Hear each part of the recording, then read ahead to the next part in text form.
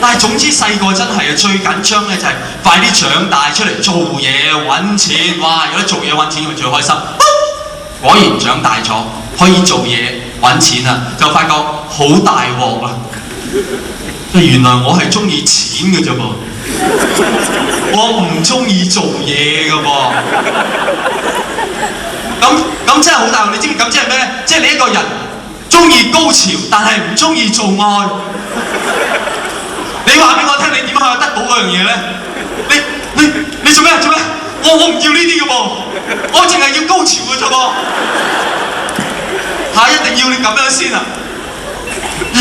男兒一生有，你覺唔覺得咧？就係咁啊！當你唔中意做一樣嘢都要去做，係為咗錢做咧，就同做雞冇乜分別。咁當然做雞就好啲。又揾得多啲，唔係你做醫生你揾得多啲，係咁你咪高級雞咯。係啊，即係我覺得如果你就算做醫生都好啦，你做嗰樣嘢唔係因為你中意去做，係因為為錢去做咧，喂你應該同你病人講啊，黃太啊，即係我做醫生呢啲嘢咧，你唔好同人講啊。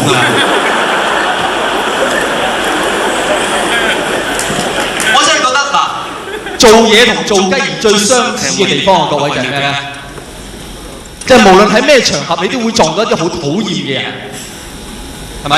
你試下去各大小書局睇下咧，有關工作人士嗰欄咧好多呢啲書嘅，如何與討厭的人相處，與豬共舞，與狗共開 OT， 學習容忍賤人。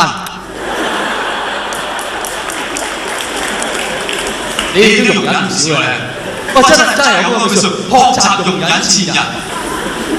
咁同學習文氣有咩分別咧？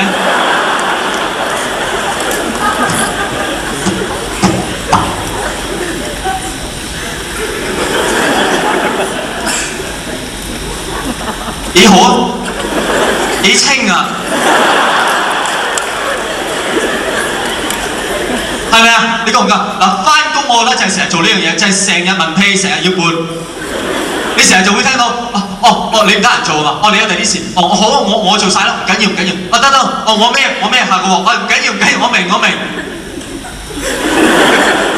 成日要撥㗎，哇！如果你一味掛住撥，你唔得閒做嘢添啊，所以我哋做嘢人咧好多已經學識忍氣，忍埋一次級，你成日見好多人做嘢都係咁嘅，做下。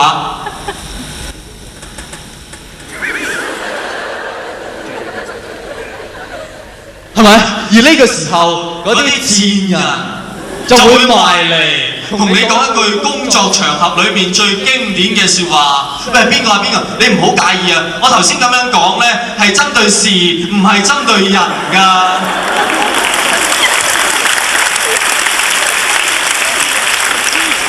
你就話我明。你希望忍到一日，你可以同佢講翻，哎呀邊個？我頭先咁樣嗌你咧，都係針對事唔係針對人㗎。我諗你都明㗎，冚家鏟。